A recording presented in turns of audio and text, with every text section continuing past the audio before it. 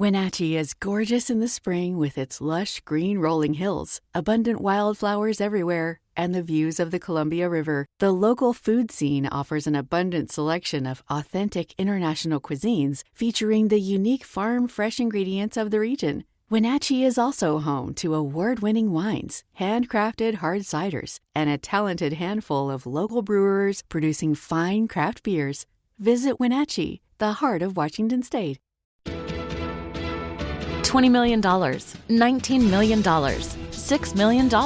These are all awards recovered for clients of Phillips Law Firm. To win big, you have to fight big. And Phillips Law has been fighting the too-big-to-fail insurance industry for decades. Not every case will have a multi-million-dollar outcome, but Phillips Law will fight just as hard to recover the outcome you deserve. If you or a loved one has been injured in a car accident or on the job, call or click today at 1-800-JUSTICE or visit justiceforyou.com. Hey, this is BJ. Thanks for listening to our show's podcast. If you're a fan of all things geeky, you should check out my other podcast, BJ Shea's Geek Nation. We have new episodes every day, and you can check it out at bjgeeknation.com. Your home is going into foreclosure and you feel like a financial wreck. You don't know where to turn for accurate information. I'm bankruptcy attorney Travis Gagne. Let's talk about some legal options. If we work quickly, we can propose a plan to save your home, modify the loan, or in many cases even eliminate your second mortgage. The consultation is free. I've helped hundreds of people just like you make informed decisions about whether to save their home or exit it on a reasonable, organized timeline. The chapter you choose sets the tone for the next chapter of your life. Please contact me today at choosetherightchapter.com. That's choosetherightchapter.com. 99.9 KISW, The Rock of Seattle. I don't know if you've seen this. The student posted a very odd moment from the first day of her college Zoom class. And it's her teacher saying that he's had about 15 students through the years who have died. In my teaching career, which is now 40 years, I've had something like 15 students who were enrolled in my course who have died during the semester. Drowning, murder, heart attack, cancer. So all of you need to be very careful this semester. What? Whoa! I'm always going to be on time for that Zoom class, I'll tell you that much. I didn't expect the warning at the end. Yeah, be careful.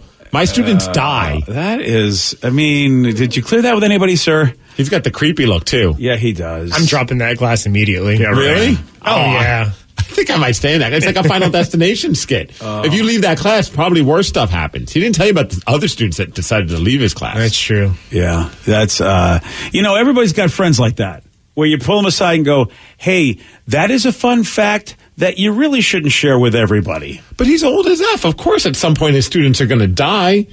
They're old. What, murder? No, maybe not murder. All the things he said that happened. Right? I mean, I don't care how old you are, Steve. I don't think I have any friend of mine that was murdered. He probably teaches hundreds of kids a year. What else? Heart attacks? The odds go up. Drowning. Yeah, well, yeah, again, I mean, heart attack, I mean, I don't know, from her, she looks like she's a very young person. So I don't know too many young people when I was in college that died of heart attacks. This guy is just like, hey. Well, are these students dying while they're under his watch, or they die eventually? See, you're the kind of guy that would be his best buddy. You'll be like, dude, well, yeah. These are the facts. I don't even want to learn about whatever I'm doing. Whatever, forget, Calculus 102. I want to know how many people died and how. Dude, you bet your sweet ass I'm going to buddy up to this guy. If what he's saying is a hint, I want to be on his good side. And there was that one kid that died because they were behind a log truck.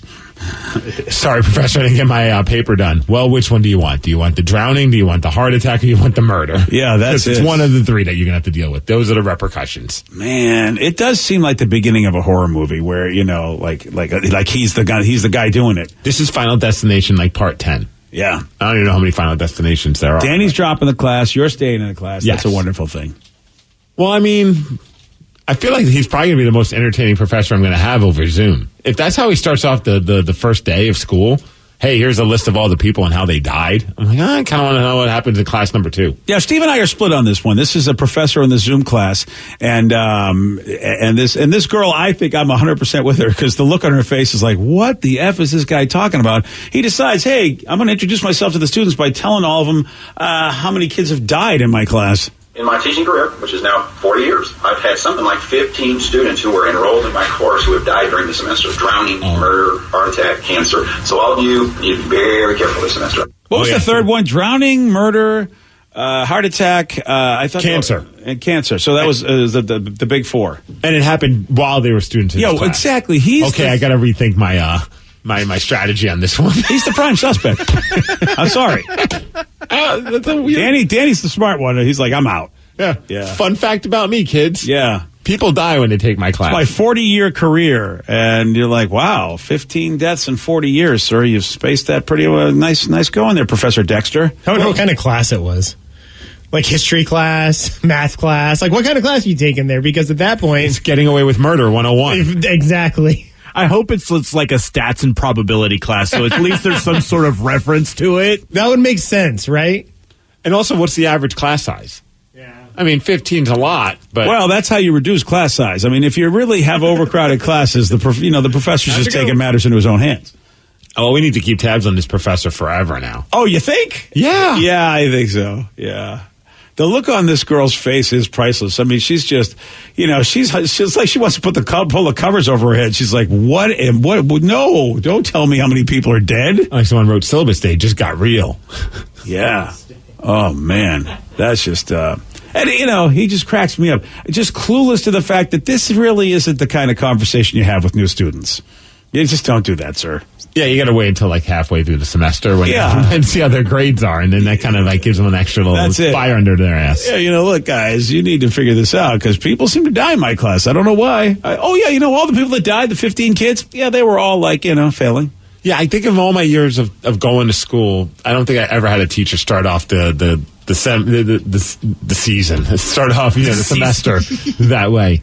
I had one nod off in the first day of class, and that was crazy.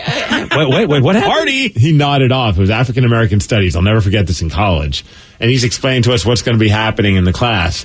And he just sat down and fell asleep. Like, it wasn't even like anyone else was talking. He's just like, all right, now look at your syllabus to go over everything that we got going on. And then he sits down and we look up and he's out. Like, he must have had a rough night.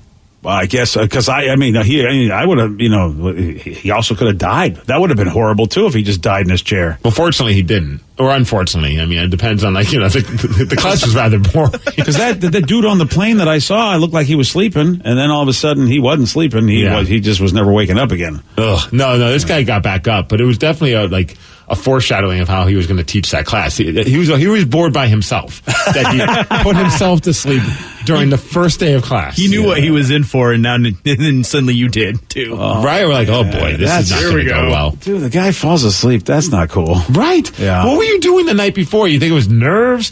Or do you think he was just like, screw it, I'm getting drunk the night before? Was he an older dude? Or I mean... In college, everyone's an older dude if they're over 40. I don't remember, but I feel like he was well over 40, maybe 50. Yeah, well, at 50 years old, you shouldn't need nap time. So you're probably right. He probably had a bit of a, It is Plattsburgh. There's not much to do other than... Yeah. Oh, yeah. Drink. Have a beverage? Yeah. It wasn't college, but middle school. We had our New Mexico history teacher who would be like, I had her fourth period right before lunch, and she'd be like, just take both lunches. And then we'd walk by the classroom, and she was asleep on her desk. That happened probably once a month. You know she was partying. You don't think? She was like in her 70s. Oh, she 70s? just needed nap. Oh, it she is just nap needed time. nap. She's so old and tired. It was like, oh, yeah. I mean, we got 2 lunches, so we were stoked. But Young whippersnappers are tiring her out. Is that better or worse than having your therapist fall asleep on you? Oh boy, that's I'm torn on that one. It's either A, you need a new therapist, or B, you got to rethink how you tell your stories. This was a few years ago, and he was an older dude. Oh, okay, we probably need a new therapist then. That happened to me too, Vic. Yep. Yeah. Mm-hmm. Yeah. Same therapist? Yeah. Yep. I don't feel so bad now. I know. I think it was close to this person's end of their career. Did he pull what I would pull with my wife when I fall asleep during like a show and she's like trying to change the channel? I'm like, I'm up. What are you talking about? Like, did he pull one of those? Like, I'm listening. I just have my eyes closed. I need to focus on what you're saying. I was resting. Yeah. It really taught me a lot. I thought, wow, I wonder how in real life this is really happening where people are dying inside when I'm talking to them. Well, if that makes you feel any better, he's doing the same with Vicky. Yeah. So maybe it wasn't you. Yeah, I mean, it's a good point. At the time, though, I tried to change my life and go, maybe I shouldn't be so talkative, because if this guy's falling asleep and I'm paying him to listen to me, what about the people that aren't getting paid to listen to me? Well, I looked at it on the bright side. I'm like, you know what? I need somebody to talk at. not so much to talk to. So I'm like, I'll just use this as an excuse. Right. Yeah. It's fine. You don't have to worry about him interjecting, No. giving you opinions you don't want to hear. Exactly. He's just there just to absorb what you're saying in a dream state. Yes. Yeah. He can maybe come up with a solution in his dream and tell me next week. That's a good point, Vicky, because I really didn't care if anybody was ever really listening to me either. I just wanted someone to yell at. Yeah, exactly. Just some body in front of me who's got a beverage in their hand. Unless they're Steve and they just walk away, they'll just sit there and go, "Will you please? When does this end?" Whoa. Yeah, I'd be a terrible therapist. I'm not going to humor anyone. So I'd be like, I got to go. I got lunch to eat. Yeah, I'm sorry. Just get up in the middle of a session. Yeah, your story is you're fine. You're an idiot. I'm out. Steve the therapist. Cool story. Yeah. That's $150. Thanks. Yeah. Wow. Maybe you should see a therapist about this. Well, I am. You. Well, maybe you should see somebody else. Yeah. We have a woman that nearly died, all because she wanted a perfect selfie. Steve will tell you all about this. He's got the Miggs report for you at 6:17. BJ and Miggs, mornings on The Rock, 99.9 KISW. Wenatchee is gorgeous in the spring with its lush green rolling hills, abundant wildflowers everywhere, and the views of the Columbia River. The local food scene offers an abundant selection of authentic international cuisines featuring the unique farm-fresh ingredients of the region. Wenatchee is also home to award-winning wines, handcrafted hard ciders, and a talented handful of local brewers producing fine craft beers. Visit Wenatchee, the heart of Washington State. New on Curiosity Stream. With superior armies comes superior weapons. How has innovation mechanized the battlefield? From bullets to battleships and everything in between. It's machinery of warfare. Plus, from the gross to the gourmet. See how that in-flight meal lands on your tray table. On secrets of your airline food. It's all on Curiosity Stream. Annual plans are $20, just $1.67 a month. Visit curiositystream.com. $20 million, $19 million, $6 million. These are all awards recovered for clients of Phillips Law Firm. To win big, you have to fight big. And Phillips Law has been fighting the too-big-to-fail insurance industry for decades. Not every case will have a multi-million-dollar outcome, but Phillips Law will fight just as hard to recover the outcome you deserve. If you or a loved one has been injured in a car accident or on the job, call or click today at 1-800-JUSTICE or visit justiceforyou.com. 99.9 KISW, The Rock of Seattle. If you're hearing an informative newscast right now, well, then you must not be listening to BJ and Miggs. Live from the KISW News Center in downtown Seattle, this is the Miggs Report. Well, thanks, you guys. Thanks to Advanced Hair Restoration for giving us the Miggs Report. Today is the day. Yeah? Big day. Yeah. It's a day that is meant for Danny V. Yeah. Oh. Any guesses on what that day is? Well, I was going to be a jerk, but I'm going to go buy his sweatshirt. He's got the pizza pocket sweatshirt on. I'm going to say Pizza Day. Bing, bing, bing. That's right. Today, like I think many days during the year, is National Pizza Day. But sometimes it's like National Pepperoni Pizza, National, I don't know, Meat Lovers Pizza. But today is the OG. Today is National Pizza Day. So you can enjoy yourself a fine pizza. Where are you going? If you're going to enjoy pizza today, BJ, what's the place you're going to go to? Well, you know where I'm going to go. Oh, the Canyon Pizza in Puyallup. The gas station. Hell yeah. Pizza, It's really good. I think everybody knows where I'm going to go. Pagliacci's. Oh, no. I mean, Pagliacci's is good. Mio Posto. No, man. Well, are you really? You really don't know where I'm going to go? On National Pizza? Mod Pizza. There we go. There we go. Come on. Bing, bing, bing. Come on. This is good. I think I threw out a couple other good options for BJ. I'm not saying because It's not National No Name Cake Day. Yeah, but if I'm going to go get a piece of pizza, it is no name cake. You're absolutely, because that had nothing to do, because those other places you named are great pizza too, but they don't have the no name cake. So. Danny, where are you going? Funny enough, we are going to Mod Pizza for lunch, and then for dinner we are ordering Mia Posto.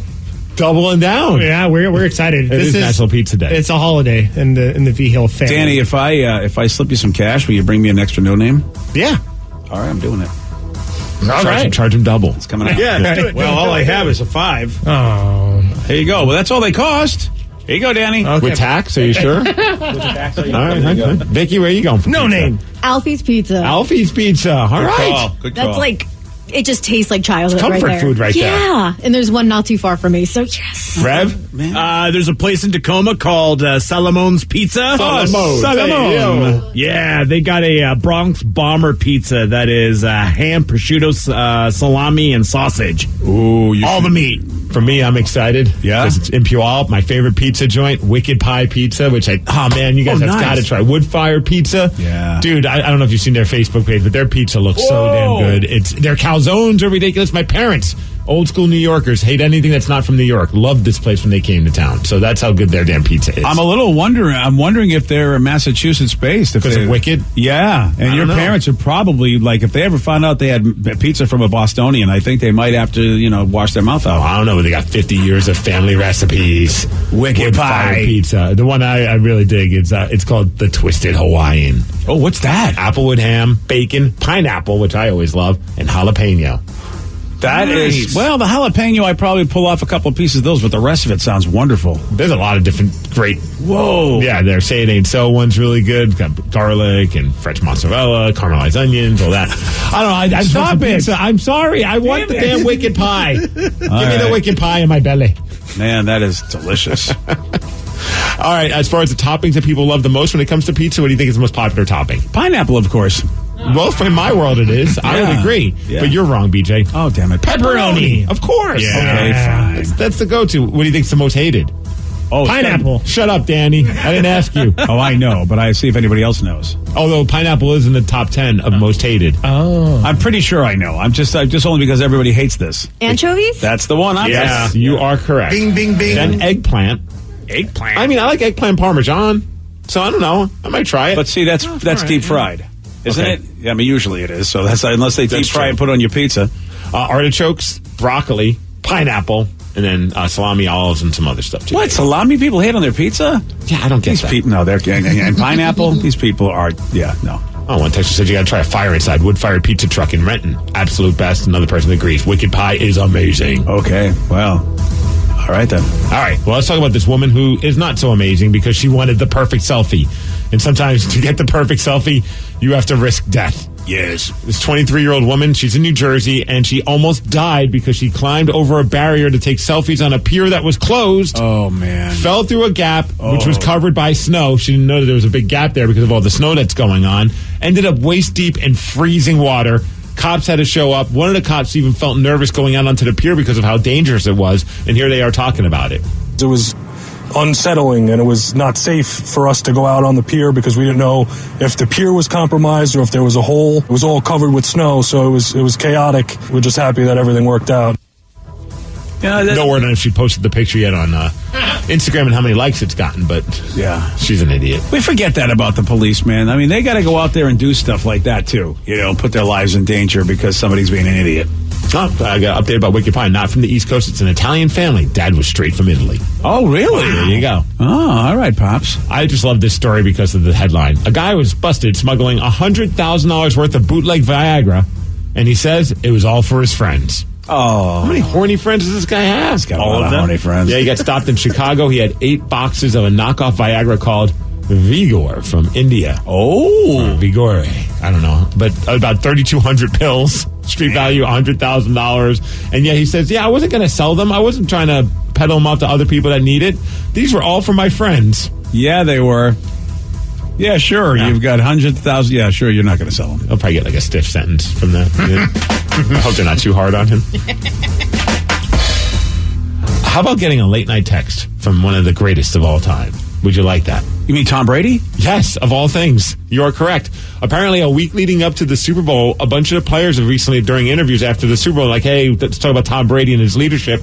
He would send them all like late night texts, like motivating them, telling them that they're going to win the Super Bowl, like at 11 o'clock at night. Wow. Like, hey, dude, you up? Thinking of you. In fact, here's was it Leonard Fournette, the running back who had 89 rushing yards and a touchdown against the Chiefs in the Super Bowl, talking about Tom Brady and his leadership. And understand why he wins. All week he made us believe he was going to win. He was texting us 11 o'clock at night. We will win this game, and we believed in him. We believed in the play call and what the coaches was calling, and we just ran with it. That's cool. I want to get on that group chat. I'm not sure how you'd qualify. You think any of them are annoyed? Like, come on, Brady, I'm trying to go to bed. Leave me alone in your leadership. I would be. If I were like, I'd be like, what is he doing? Yeah, okay, Tom. Yeah, you're a great guy. Leave me alone. I saw a story that was up on the internet, and it brought up a point that I forgot about.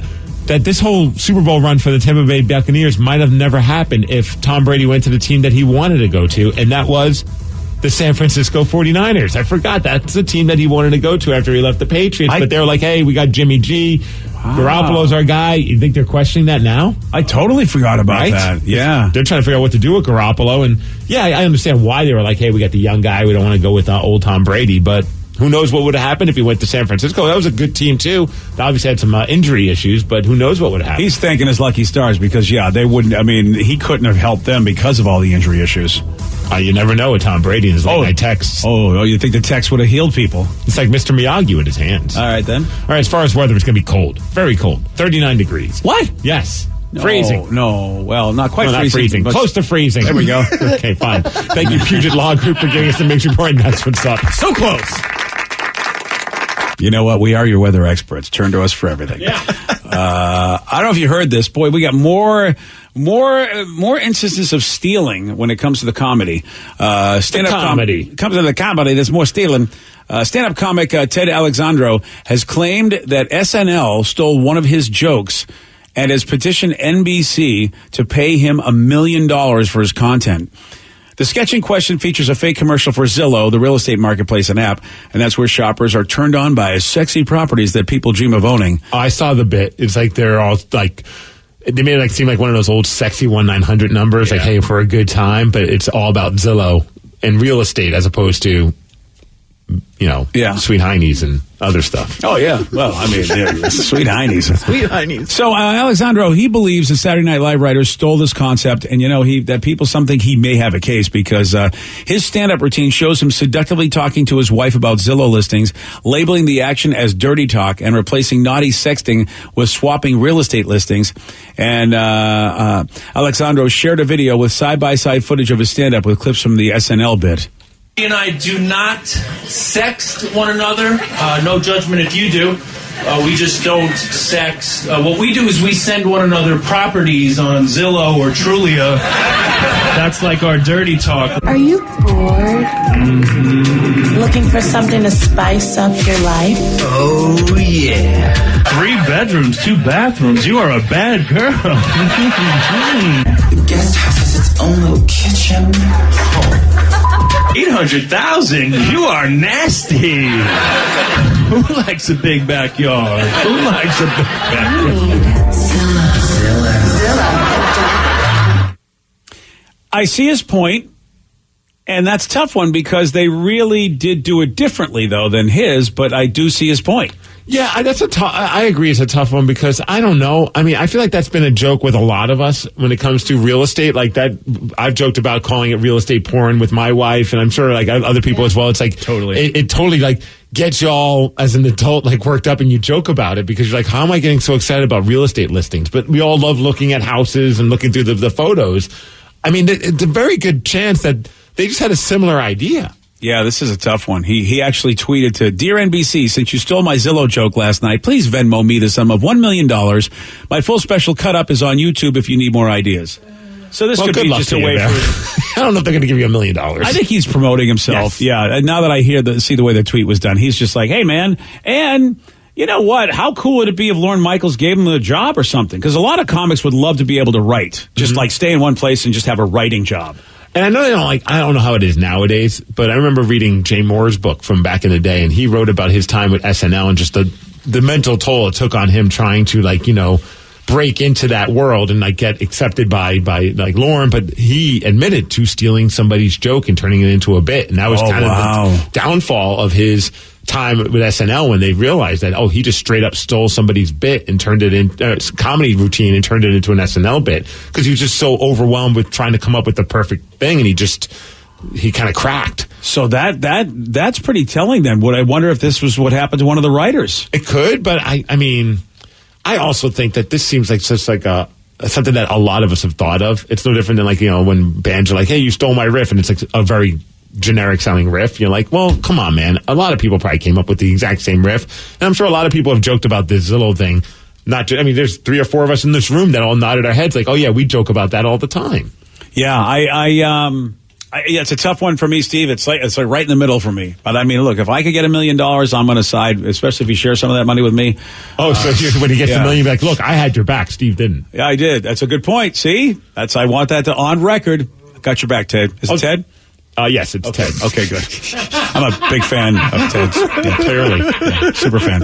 Although it does suck if, like, let's just say, you're sitting around, you're watching SNL. Maybe he's been trying to get a job at SNL, and all of a sudden he sees that skit. Oh. Even if they didn't take it from him, I could understand why he'd be like, what the hell, man? See, dude, it's a tough one because I wish I could, I've talked about it before, but this comic, Rich Scheidner, it would be great to go and look at his Canyon Man bit. If you have nothing to do today, look up Rich Scheidner and Canyon Man. And this predated Tim Allen's Home Improvement show.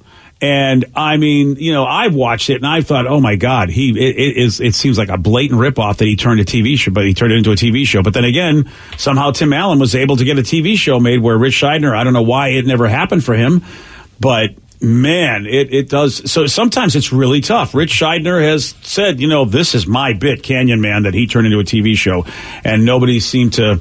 This was all those years ago. Mm-hmm. Nowadays, at least people are getting their voice heard if, in fact, they believe some of their material was stolen. And so, if you look up Canyon Man and you remember the old Home Improvement, see if you think Rich Scheidner has a case, because man, yeah, it's tough out there, Steve. But we could all agree that looking at like Zillow and Redfin, that's like a nice little break from the world. Oh yes, I love looking okay, what kind of $1 million homes are in Puyallup, or what kind of just to see what constitutes that.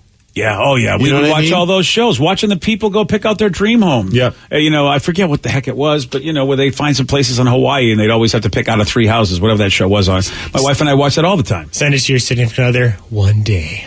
Yeah. It's like Hawaiian listings. I don't know. They're all the same premise, just in different towns. Exactly, yeah. Oh, dude, Sid and I will do that from time to time where we're like, check this one out. It's in Tacoma on the water. Never can we afford this. Oh, yeah. It's like playing the lottery. Like, it's fun to fantasize about it, though. Yesterday, Steve, he did get this one wrong. What was Dr. Evil's son's name in the Austin Powers movies? Isn't that Mini-Me? No. Little Evil? No. Young Evil? No. I think Young Evil should have been his name, actually. But no, it was Scott. Scotty Don't. You want a shot at beating Steve? You got it. 206-421-ROCK. We're playing Beat Miggs at 647 on The Rock. Today's podcast was brought to you by Travis Gagne, bankruptcy attorney. Here's another question from a listener. If I can't afford to pay my bills, how am I going to afford attorneys and bankruptcy fees? One of the things people ask me all the time as a bankruptcy lawyer is that how am I going to pay all these fees and costs because I'm here because I can't afford to pay my bills? And of course, we understand that. I mean, being in the bankruptcy field. But one of the things to remember is that if you decide, once you make the decision to file bankruptcy, you can stop paying on all of the creditors that are going to be included in the bankruptcy, and those are the funds that you can use that you have been paying your creditors to pay your attorney fees and court costs to get your case filed. And once your case is filed, you're not going to have most of those payments anymore. Thanks, Travis. If you have more questions about bankruptcy, you can reach out to Travis anytime at ChooseTheRightChapter.com. That's ChooseTheRightChapter.com. Thanks for listening. Wenatchee is gorgeous in the spring with its lush green rolling hills, abundant wildflowers everywhere, and the views of the Columbia River. The local food scene offers an abundant selection of authentic international cuisines featuring the unique farm-fresh ingredients of the region. Wenatchee is also home to award-winning wines, handcrafted hard ciders, and a talented handful of local brewers producing fine craft beers. Visit Wenatchee, the heart of Washington State. $20 million, $19 million, $6 million. These are all awards recovered for clients of Phillips Law Firm. To win big, you have to fight big. And Phillips Law has been fighting the too-big-to-fail insurance industry for decades. Not every case will have a multi-million-dollar outcome, but Phillips Law will fight just as hard to recover the outcome you deserve. If you or a loved one has been injured in a car accident or on the job, call or click today at 1-800-JUSTICE or visit justiceforyou.com.